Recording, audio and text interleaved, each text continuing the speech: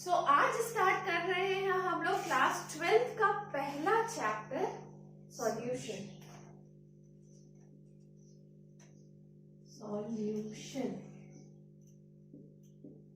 ठीक है, इसमें पढ़ना क्या क्या है लिख लेते हैं। क्या क्या पढ़ेंगे स्टार्टिंग से। सबसे पहले हम लोग पढ़ेंगे सॉल्यूशन किसको बोलते हैं और उससे रिलेटेड कॉन्सेंट्रेटेड टर्म्स क्या क्या है। उससे रिलेटेड जो जो टर्म्स आते हैं जैसे कि molality, normality, wait by wait, volume by weight किसको बोलते हैं, उससे रिलेटेड जितने भी टर्म्स आएंगे इसके साथ साथ पढ़ेंगे। नेक्स्ट हम लोग पढ़ेंगे वेपर प्रेशर। ठीक है, सुना होगा इसके बारे में, क्लास 10 से सुनते आ रहे हैं। Next colligative properties. क्वेश्चन बाबू यहीं से क्रिएट होते हैं। ठीक है, जो भी क्वेश्चंस बनेंगे ज्यादा से ज्यादा कोलिगेटिव प्रॉपर्टीज से ही बनेंगे। ठीक है, कोलिगेटिव प्रॉपर्टीज मतलब जैसे कि relative, lower in boiling point, elevation in boiling point। तीसरा है depression in boiling point और चौथा है ऑस्मोटिक प्रेशर। ठीक है, ये जो चार चीजें हैं that is very very important और चैप्टर में क्वेश्चन यहीं से बनेंगे। इंपॉर्टेंट पार्ट यही है, आगे समझ के आना पड़ेगा तभी ये सब समझ में आएंगे। ठीक है, नेक्स्ट है पढ़ेंगे हम लोग वेंट हॉफ फैक्टर, जो कि अगर पिछले क्लासेस वगैरह 10th 11th अच्छे से पढ़ा होगा तो शायद कुछ इसके बारे में भी पता होगा। लास्ट वन है सॉल्युबिलिटी ऑफ गैसेस, जिसको हम लोग कहते थे हेनरीज लॉ। ठीक है, ये हेनरीज लॉ कहीं यहां पे दिया हुआ है तुम्हारे बुक में, बट हम लोग उसको पढ़ेंगे लास्ट में। ठीक है, सारा कहानी खत्म करने के बाद फिर हम लोग पढ़ेंगे। तो मतलब तरीका यही रहेगा कि इसके बाद क्या पढ़ना है ऐसे ही पढ़ेंगे और इतना पढ़ लेने से ये चैप्टर खत्म हो जाएगा। ठीक है, तो सबसे पहले हमने क्या लिखा है, सॉल्यूशन क्या है, सॉल्यूशन के बारे में पढ़ेंगे। What is solution. स्टार्ट करें। अच्छा, नोट कर लो, स्पीड थोड़ा बढ़ा के रखना अपने हाथ का। ओके, अच्छा, सॉल्यूशन किसको बोल सकते हैं, what is solution, what you mean by solution. Solution क्या है, combination of solute and solvent. Solute and solvent, एक सॉल्यूट पार्ट होगा एक सॉल्वेंट पार्ट होगा। Definition,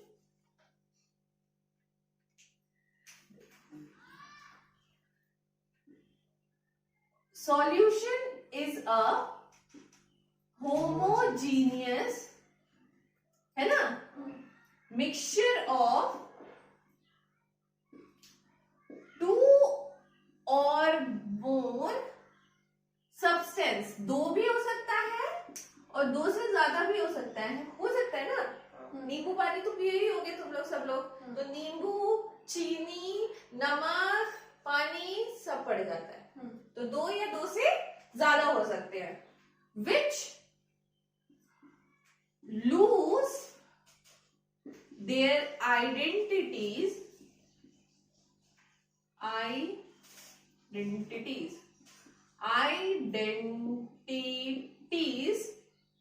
and cannot be separated by any simple method, है ना। और वो जो सब्सटेंस रहेंगे वो अपनी आइडेंटिटी खो देंगे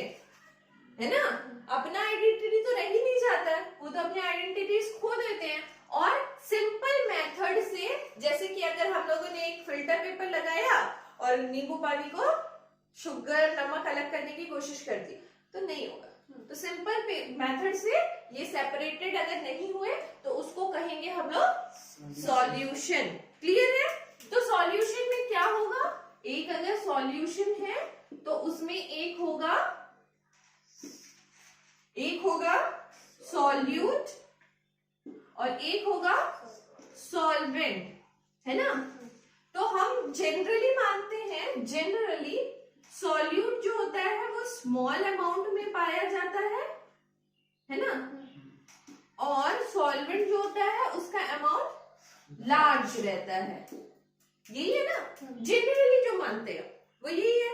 अच्छा, मान लो तुम्हारे बुक में ऐसा कुछ लिखा हुआ है कि 20% इथेनॉल सॉल्यूशन, तो इससे क्या समझोगे?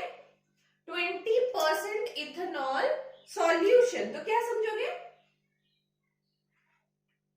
20% इथेनॉल है ना, और रेस्ट 80% वाटर है। वाटर है या फिर जो भी सॉल्वेंट है, मतलब ये हो गया सॉल्यूट क्योंकि ये कम अमाउंट में है और ये ज्यादा अमाउंट में है, तो ये हो गया सॉल्वेंट, है ना। क्लियर है? अगर तुम्हारे बुक में लिखा हुआ है 80% इथेनॉल सॉल्यूशन, तो इससे क्या समझोगे? अगर 20% वाटर है, 20% क्या है?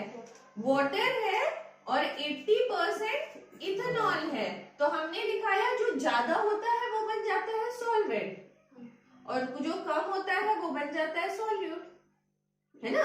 फंडा तो यही रहेगा। क्लियर है? इतना नोट करो, फिर आगे बताते हैं।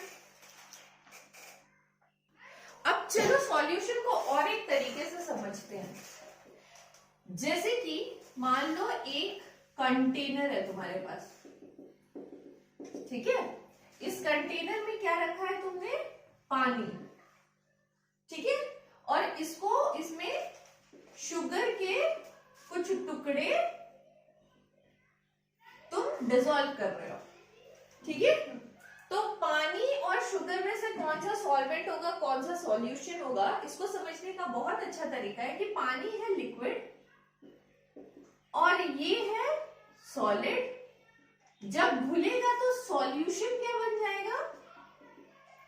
सॉल्यूशन कैसा बन जाएगा? लिक्विड का बनेगा। सॉल्यूशन जो हो जाएगा वो लिक्विड का हो जाएगा। तो जिस कंपोनेंट की स्टेट ले सॉल्यूशन जिस कंपोनेंट का स्टेट ले उसको हम बोल देंगे सॉल्वेंट। समझ आ रहा है कुछ? जैसे वाटर का स्टेट सॉल्यूशन ने ले लिया तो उसको हम बोल देंगे सॉल्वेंट, और शुगर का स्टेट फिर अगेन शुगर ने लिक्विड का स्टेट ले लिया तो वो हो गया सॉलिड। क्लियर है? मतलब जिस कंपोनेंट का स्टेट सॉल्यूशन ले वो बन जाएगा सॉल्वेंट, बाकी बन जाएगा सॉल्यूट। तो इस तरह से बहुत जगह पे डेफिनेशन तुम लोगों को मिलेगा बुक में, ठीक है। मिटा ले तो अब डाउट नहीं है सॉल्यूशन कौन होगा, सॉल्यूट कौन होगा। एक तरीका है जो ज्यादा होगा, जो कम होगा। दूसरा तरीका है क्या? सॉल्यूशन जिसका स्टेट ले भैया वही सॉल्वेंट हो जाएगा। क्लियर? ओके, आगे बढ़ते हैं। सॉल्यूशन का डेफिनेशन हो गया, कॉन्सेंट्रेशन टर्म्स की तरफ बढ़े, ठीक है। तो कॉन्सेंट्रेशन टर्म्स दो तरीके के होते हैं। कॉन्सेंट्रेशन टर्म्स दो तरीके के होते हैं। एक होता है तुम्हारा वॉल्यूम रिलेटेड और एक होता है तुम्हारा मास रिलेटेड, ठीक है। वॉल्यूम रिलेटेड क्या होते हैं? जैसे कि टेम्परेचर डिपेंडेंट। वॉल्यूम रिलेटेड बहुत बार क्वेश्चन आता है, वॉल्यूम किसके ऊपर डिपेंड करता है? क्या टेम्परेचर के ऊपर डिपेंड करता है? ऑफ कोर्स करता है। पानी को गर्म कर दो तो वॉल्यूम घट जाएगा, घटेगा ना। तो वॉल्यूम इज टेम्परेचर डिपेंडेंट। और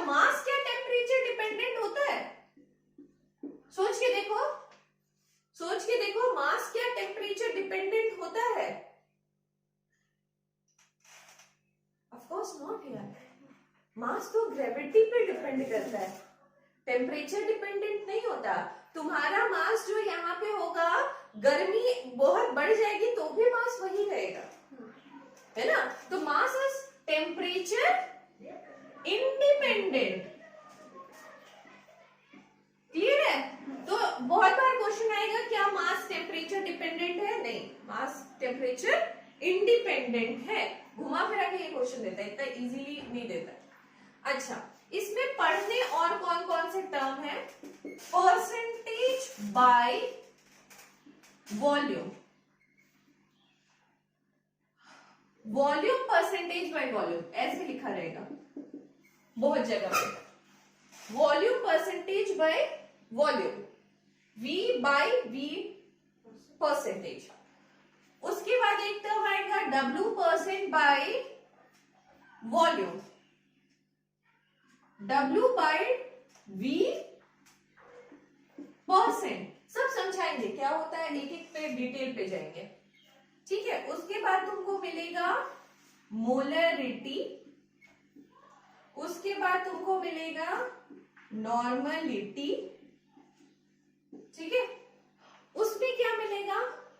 उसमें मिलेगा तुमको परसेंटेज, अच्छा वेट परसेंट बाय मास, तो ये होगा वेट बाय वेट परसेंट, है ना। मास है तो वेट ही है ना, वेट बाय वेट परसेंट। उसके बाद मिलेगा मोल फ्रैक्शन, उसके बाद मिलेगा मोलरिटी, सॉरी मोलरिटी नहीं, मोलरिटी, ठीक है, मोलरिटी। फिर पार्ट्स पर मिलियन, ठीक है, पार्ट्स पर मिलियन जिसको हम ppm भी बोलते हैं, और एक आता है पार्ट्स पर बिलियन, ठीक है, जिसको हम ppb बोलेंगे, ठीक है। तो ये सारे टर्म्स तुमको बुक में बहुत जगह पे दिख जाएंगे। अब धीरे धीरे करके इन टर्म्स का मतलब समझेंगे, हर एक टर्म्स का क्या मतलब होता है। हो जाए तो बताओ। चलो, तो हमको सबसे पहले पढ़ना क्या है? वेट बाय वेट परसेंट पढ़ लेते हैं, वहां से पढ़ रहे हैं, ठीक है।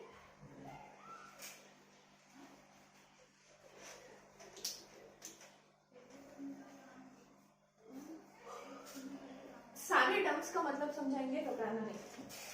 ओके, सो पहला टर्म है suppose wait by weight percent, ठीक है।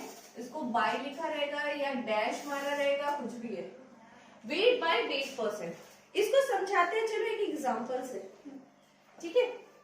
एग्जांपल में दिया हुआ है a solution of NaCl in water is 5% weight by weight percent. A solution of NaCl in water is 5% weight by weight percent. इसका मतलब क्या हो रहा है कि वेट बोल रहा है ना, तो अ सॉल्यूशन ऑफ NaCl का परसेंट कितना है? 5%। वेट बोल रहा है तो 5 ग्राम NaCl जो प्रेजेंट है वो 100 ग्राम ऑफ वाटर में प्रेजेंट है। इसका मतलब ये हो रहा है, समझ आया? पक्का?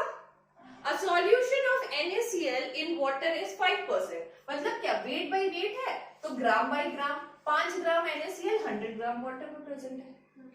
क्लियर है? चलो, इसका फॉर्मूला क्या होता है?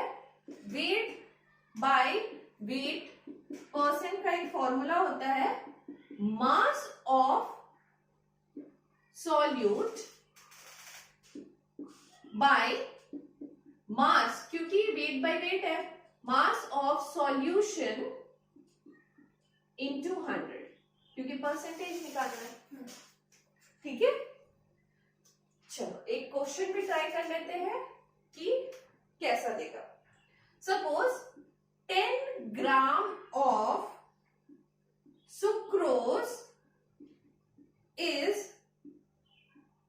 dissolved in 100 gram of water. Find its weight by weight percent. Simple question है. 10 gram sucrose is dissolved in 100 gram water. Find its weight by weight percent. क्या होगा बताओ? बताओ क्या होगा? 10 ग्राम सुक्रोज वेट बाय वेट का फॉर्मूला क्या था? वेट बाय वेट परसेंट का फॉर्मूला क्या था? मास ऑफ सॉल्यूट कितना दिया हुआ है? 10 ग्राम. फिर मास ऑफ सॉल्यूशन क्या होगा बताओ? Very nice. ये तो सॉल्वेंट का वेट है ना, ये तो सॉल्वेंट है और ये सॉल्यूट है, तो दोनों को ऐड करके ना सॉल्यूशन बनेगा. तो ये हो जाएगा 110 इंटू 100. जो आंसर आएगा वही आंसर है. जो आंसर आएगा परसेंटेज में वही आंसर है. It's near about 9.09%. क्लियर है? कोई दिक्कत यहाँ तक? नहीं. यहाँ तक नोट करो, उसके बाद बताते हैं क्वेश्चन. और चलो इसको मिटा लेते हैं और एक बढ़िया सा क्वेश्चन करते हैं.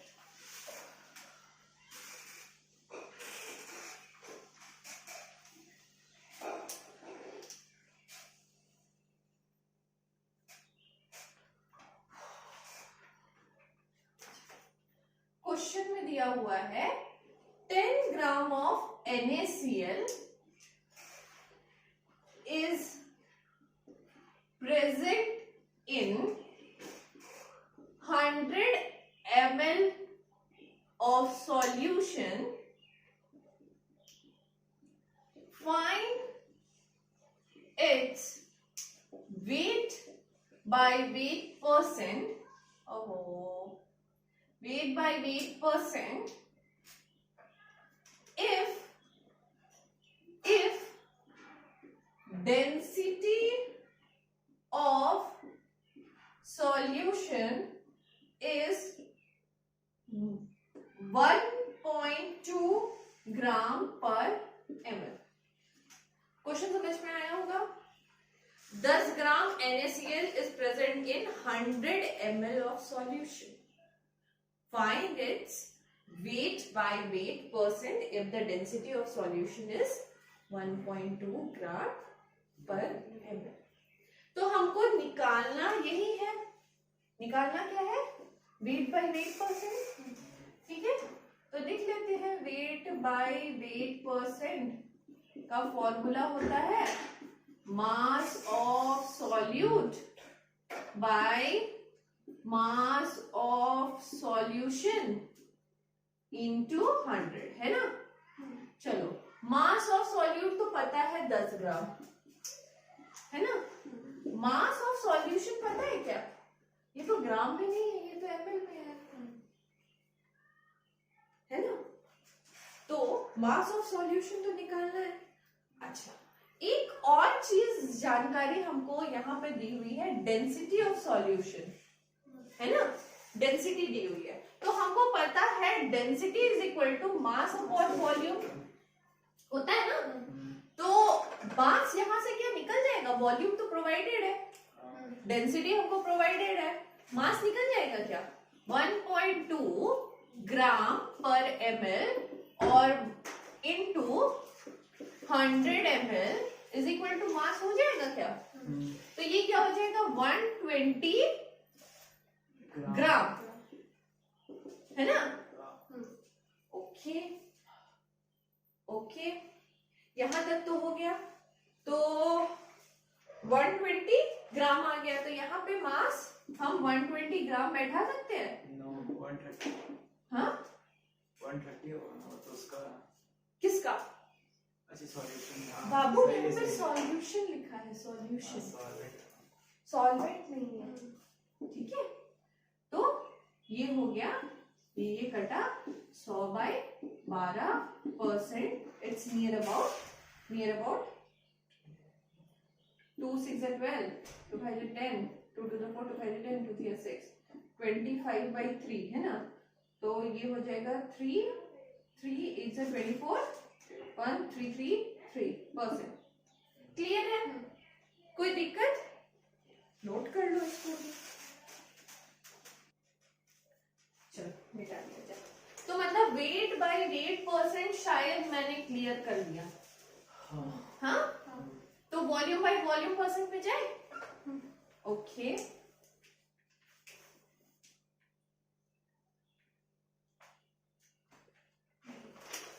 Next is volume by volume percent. इसको भी एग्जांपल के रूप में समझाते हैं, ठीक है। एग्जांपल है, suppose HCl aqueous solution is 7% volume by volume percent. क्या बोल रहा है? HCl aqueous solution is 7% volume by volume percent. ठीक है, तो इसमें हम क्या समझ सकते हैं कि 7 ml HCl, aqueous मतलब क्या है? वाटर का ही कोई रूप है ना? तो 7 ml HCl is present in 100 ml of solution। समझ सकते हैं क्या? ml क्यों? वॉल्यूम बाय वॉल्यूम है, इतना तो क्लियर हो ही रहा होगा। तो 7 ml HCl is present in 100 ml of solution, इसका मतलब आ रहा है। तो वॉल्यूम बाय वॉल्यूम का फॉर्मूला बताओ क्या हो सकता है? बताओ। Volume of, very nice, volume of solution, very nice, very nice, समझ गए है ना? Very good, clear. तो इस पे भी क्वेश्चंस जो बनेंगे वो सेम रहेंगे, वेट बाय वेट की तरह ही। चलो नेक्स्ट बताते हैं तुमको, वेट बाय वॉल्यूम परसेंट। ठीक है, अब ये वाला तुम लोग बताओगे। A sugar solution is 3% weight by volume percent. इसका मतलब क्या आ रहा है? A sugar solution is 3% weight by volume percent। तो यानी कि 3 ग्राम शुगर है कितने में? 100 ml ऑफ सॉल्यूशन में। क्लियर हो रहा है ना? ओके, तो वेट बाय वॉल्यूम का फॉर्मूला बता दो, क्या बनेगा? Mass of solute by volume of solution into 100। Clear हो रहा है ना? तो इस तरह से कोई भी फॉर्मूला बना सकते हो ना। चलो इतना नोट करो, फिर आगे बताते हैं, फिर क्वेश्चंस पे जाते हैं।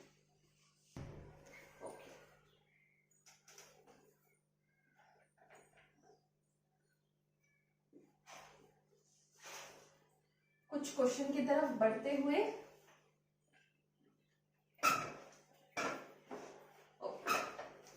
क्वेश्चन है, a sugar solution is 10% weight by volume, find weight by weight percent if density of solution is 1.25 gram पर ml। ट्राई करोगे क्या?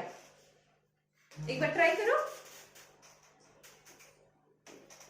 करेक्ट। ओके, सो मुझे बोला a sugar solution is 10% weight by volume, है ना? तो 10 gram sugar है 100 ml solution में, है ना? ओके, और क्या बोला है? मुझे निकालने बोला है वेट बाय वेट परसेंट। उसका फॉर्मूला होता है मास of solute by mass of solvent. Sorry, mass of solution into 100। Okay, तो मास ऑफ सॉल्यूट दिया हुआ है 10 ग्राम, मास ऑफ सॉल्यूशन नहीं दिया हुआ है क्योंकि ये ml में दिया हुआ है, ग्राम होना चाहिए। तो मास कैसे निकालेंगे, क्योंकि डेंसिटी हमें प्रोवाइडेड है, तो density is equal to mass upon volume.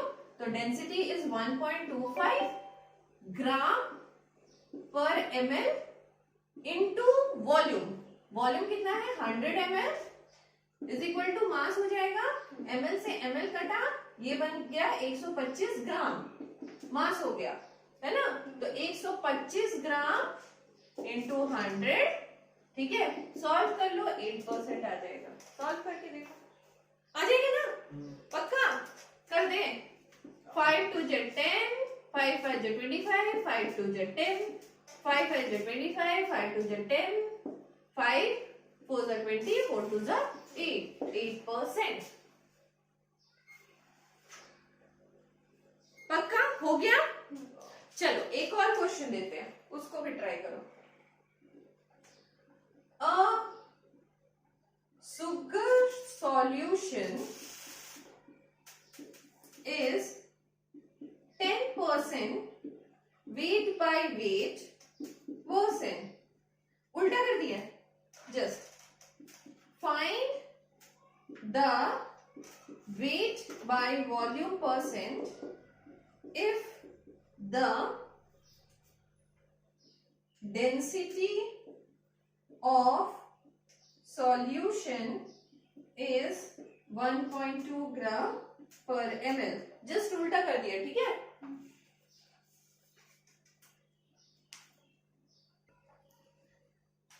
चलो इसको भी ट्राई कर लो। 12% एकदम सही आंसर। क्या हो गया रोशन, आ गया अटेम्प्ट भाई। चलो बताओ, 10 ग्राम शुगर है कितने में, 100 ग्राम वाटर में, है ना। हमको निकालना है वेट बाय वॉल्यूम परसेंट, है ना। तो mass of solute by volume of solution into 100। Mass of solute 10 provided है, वॉल्यूम ऑफ सॉल्यूशन नहीं प्रोवाइडेड है, और डेंसिटी प्रोवाइडेड है। तो उसी से निकालेंगे rho is equal to mass upon volume. तो डेंसिटी कितना दिया हुआ है 1.2 ग्राम पर ml, और मास कितना दिया हुआ है, मास कितना दिया हुआ है 100 ग्राम बाय वॉल्यूम, है ना। तब ना वॉल्यूम निकल जाएगा। तो वॉल्यूम ऊपर गया, ये हो गया 100 ग्राम बाय 1.2 ग्राम ml, है ना। ये ऊपर 1000 बाय 12 छोड़ दिया मैंने, I can't be able to get it।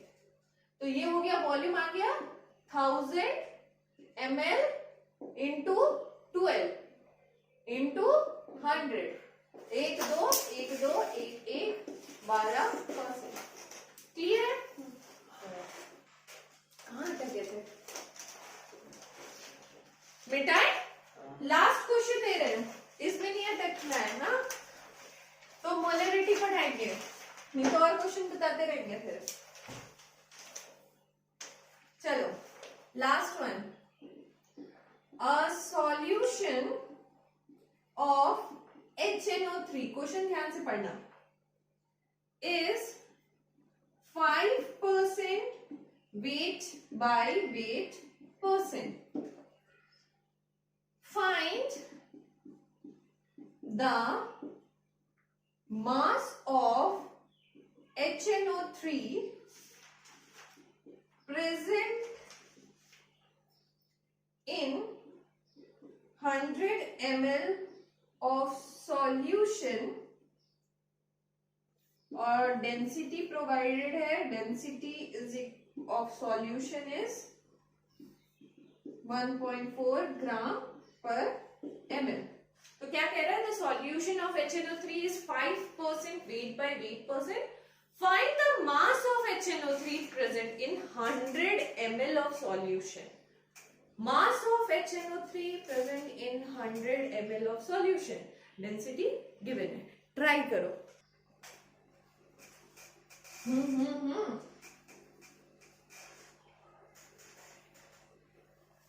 तो क्वेश्चन ध्यान से पढ़े थे रोशन? तो काहे नहीं हो रहा भाई? ऐसा तो नहीं होना चाहिए. चलो क्वेश्चन में क्या बोला है? The solution of HNO3 is 5%. मतलब अब परसेंटेज जो हम निकाल रहे थे इतने देर तक वही प्रोवाइडेड है क्वेश्चन में, है ना? तो वेट बाय वेट का फॉर्मूला लगाना है. Weight by weight percent is equal to mass of solute by mass of solvent solution. अरे बाप रे क्या हो रहा है? इंटू 100. ये दे दिया है 5%. मास ऑफ सॉल्यूट तो आपको निकालना है ना. Find the mass of HNO3. उसको पकड़ लिए हमने x. मास ऑफ सॉल्यूशन, ये तो सॉल्यूशन जो है वो ml में प्रोवाइडेड है और डेंसिटी दिया हुआ है तो निकल जाएगा. Rho is equal to m by v. Rho is 1.4 gram पर ml, है ना? और v कितना दिया हुआ है? 100 ml. मास कितना हो गया? 140 ग्राम. ठीक है, तो 140 gram is mass of HNO3. पक्का? अरे बाबा मास ऑफ सॉल्यूशन है ना, ये सॉल्यूशन को ml में कन्वर्ट करके निकाल रहे थे ना ग्राम में. तो this is the mass of solution ना. 140 into 100. ये मास ऑफ सॉल्यूट तो यहां से निकलेगा. तो 5 into 140 by 100 x. तो ये कितना हो गया? 5 into 5 5 10 2 7. 7 ग्राम. क्लियर है? पक्का? गड़बड़ाओ नहीं यार. तो गड़बड़ाना नहीं बाबू, ये सब इजी इजी चीजें हैं. ओके, नेक्स्ट बढ़ते हैं मोलरिटी की तरफ. मोलरिटी नहीं, सॉरी, मोल फ्रैक्शन की तरफ. मोलरिटी बात नहीं करवाते हैं, मोल फ्रैक्शन पहले करा लेते हैं. हाँ, मोल फ्रैक्शन. ओके, तो समझो, मान लो ये कंटेनर है. कंटेनर में एक सब्सटेंस है A, एक सब्सटेंस है B. दोनों को घोल के हम लोगों ने सॉल्यूशन बनाया. ठीक है, A जो है वो 1 मोल है और B जो है वो 3 मोल है. सपोज. ठीक है, और इन दोनों को मिला के हमने सॉल्यूशन बनाया. तो A जो है 1 मोल है, B जो है 3 मोल है, और क्वेश्चन में आ गया कि find the fraction of mole of A. ठीक है, फ्रैक्शन, मोल फ्रैक्शन का मतलब क्या हो रहा है कि एक जो मोल है, मतलब कंपोनेंट ऑफ A है, वो पूरे सॉल्यूशन में कितना है, that is the fraction of mole. ठीक है, तो fraction of mole of A कितना है? तो A बताओ कितना है? 1 बाय टोटल कितना है? 4. तो fraction of mole of A is 1 by 4. Clear है? अगर कोई पूछे fraction of mole of B बताओ क्या है, तो 3 by 4. इतना तो क्लियर है. ठीक है, तो इससे हमको फॉर्मूला क्या मिल जाता है? फॉर्मूला मिल जाता है फ्रैक्शन ऑफ मोल का कि number of mole of A by number of mole of A plus number of mole of B, है ना? ये फॉर्मूला मिलता है. ओके, अब सपोज इसको रिप्रेजेंट जैसे किया किया जाता है मोल फ्रैक्शन को, वो है तुम्हारे बुक में दो तरह से रिप्रेजेंट किया जाएगा। एक तो ये है, व्हाट इज दैट, जीटा, ठीक है, और या फिर तुम्हारे बुक में रिप्रेजेंट किया जाएगा ऐसे लंबा सा एन, दैट इज ईटा। ईटा या जीटा दो तरीके हैं, दो तरीके से आपको बुक में अवेलेबल मिल सकता है, ठीक है। तो इफ ए कॉम्पोनेंट इज ऐसे लिखा हो तो इसका मतलब क्या समझेंगे हम, number of mole of A, ठीक है, B number of mole of B, C number of mole of C. तो मोल फ्रैक्शन ऐसे पूछेंगे तो मोल फ्रैक्शन ऑफ, ये बताइए तो क्या बताओगे, eta A by eta A plus eta B plus eta C. Clear है इतना? अगर क्लियर है तो आगे क्वेश्चन में पढ़ेंगे, बढ़ जाए। चलो बढ़ते हैं कुछ क्वेश्चन की तरफ अबाउट मोल फ्रैक्शन।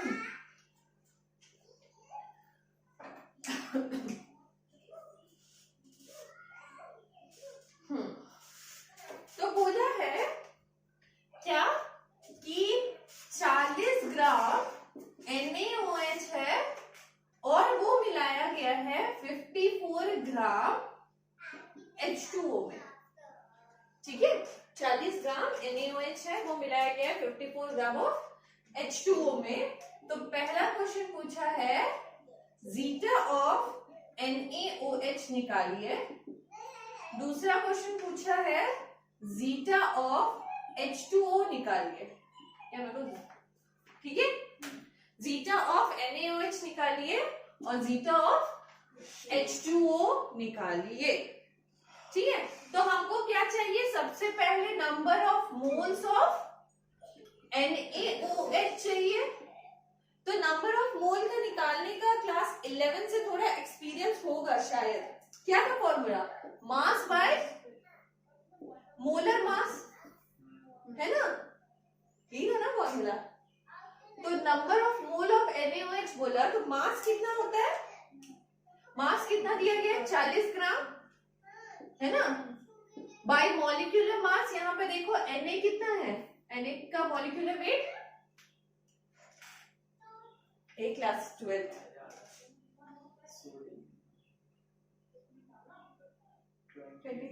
23, ठीक है, O का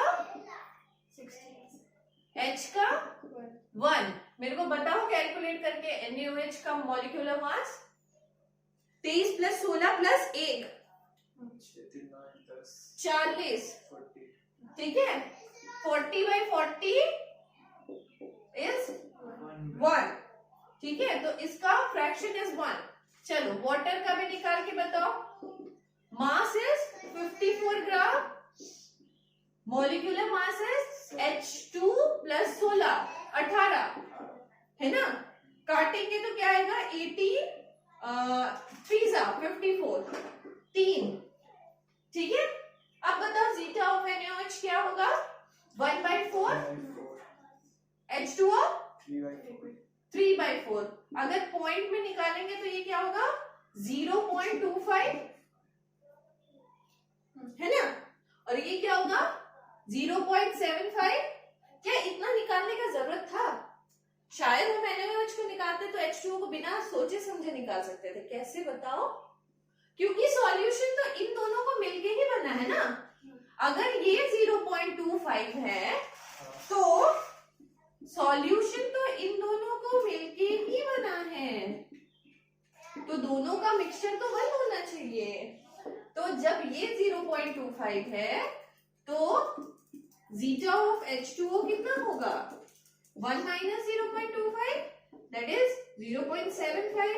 इसको तो ऐसे कैलकुलेट करने की भी जरूरत नहीं थी शायद, है ना, मगर ये फ्रैक्शन के लिए जरूरत पड़ जाएगा टोटल वेट की, है ना, समझ आया?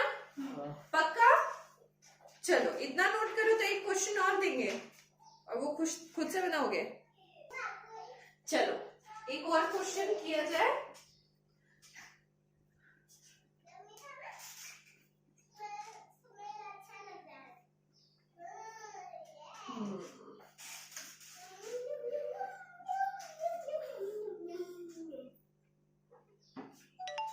क्वेश्चन है a solution has 46% weight by weight percent ethyl alcohol। Ethyl alcohol का जो फॉर्मूला बताएगा वो मेरे से गिफ्ट मिलेगा। चल बताओ जल्दी। इन वाटर फाइंड, और जो नहीं बताएगा उसको डंडा मिलेगा। एंड फाइंड मोल नहीं fraction of alcohol C2H5OH। Okay, next day मुझे चॉकलेट लाके रखना पड़ेगा, है ना? ठीक है, तो a solution has 46% weight by weight ethyl alcohol in water, find the mole fraction of ethyl alcohol। एक बार ट्राई कर लो, नहीं आएगा तो, है ना? तो बोला है a solution has 46% weight by weight ethyl alcohol in water। weight by weight यानी कि 46 ग्राम इथाइल अल्कोहल, है ना, प्रेजेंट है वाटर में, 100 ग्राम वाटर में, है ना? यही कॉन्सेप्ट है। अब पूछा mole fraction of ethyl C2H5OH बताइए, ये पूछा गया है। अच्छा चलो एक बॉक्स बनाएंगे जिसमें हम लिखेंगे एक सॉल्यूशन है ना, और एक है सॉल्वेंट, एक है सॉल्यूट। ठीक है, सॉल्यूशन पूरा 100 ग्राम का होता है ना, 100 ग्राम में सॉल्यूशन है। अगर सॉल्वेंट सॉल्यूट 46 ग्राम है तो सॉल्वेंट कितना होगा? 54। निकल गया, 54 ग्राम है। अब निकाल सकोगे क्या जीटा? निकल जाएगा ना, पक्का? बताओ नंबर ऑफ मोल्स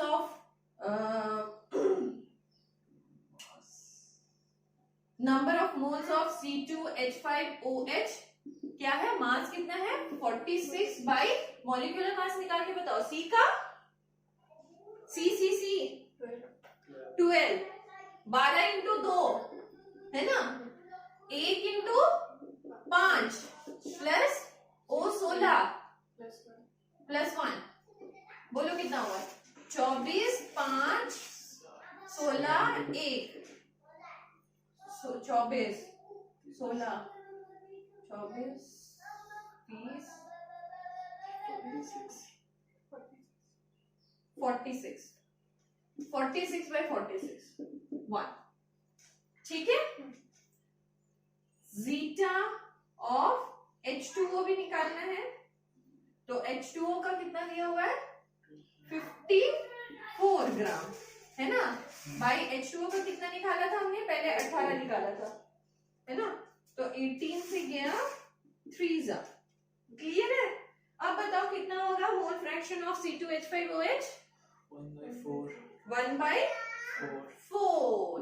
अगर क्वेश्चन पूछता जीटा ऑफ H2O निकालो तो हम कर देते 1 - 0.25, दैट इज 0.75। क्लियर है? पक्का? चलो, तो अगर मोल फ्रैक्शन समझ में आ गया तो चलते हैं आगे पार्ट्स पर मिलियन। आज करा देंगे, थोड़ा सा चीज बचा है जो कि पार्ट्स पर मिलियन का, उसके बाद मोलरिटी में कल जाएंगे। ओके, ppm पार्ट्स पर मिलियन। अच्छा, मिलियन का मतलब क्या होता है? 10 to the power 6, है ना? पैसे की भाषा सबको आती है ना। तो 10 to the power 6। तो अगर बोल रहा है suppose sugar 2 ppm in solution, इसका मतलब क्या हो रहा है? Sugar 2 ppm in solution, 2 gram sugar है 10 to the power 6 सॉल्यूशन में, ग्राम ऑफ सॉल्यूशन, सॉरी ग्राम ग्राम ग्राम ग्राम, इसका मतलब हो रहा है 2 ग्राम शुगर है 10 to the power 6 gram of solution. ठीक है, और इसका फॉर्मूला अब बताओ क्या हो सकता है? नंबर ऑफ पीपीएम अगर निकालने बोला तो क्या फॉर्मूला होगा? वेट बाय वेट, है ना। तो mass of solute by mass of solution into, very nice. ठीक है, दिस इज द फॉर्मूला। बाकी फंडा सेम है, बाकी तरीका सेम है, बाकी सब कुछ सेम है, क्वेश्चन जो आएंगे वो भी सेम रहेंगे, बस इतना याद रखना।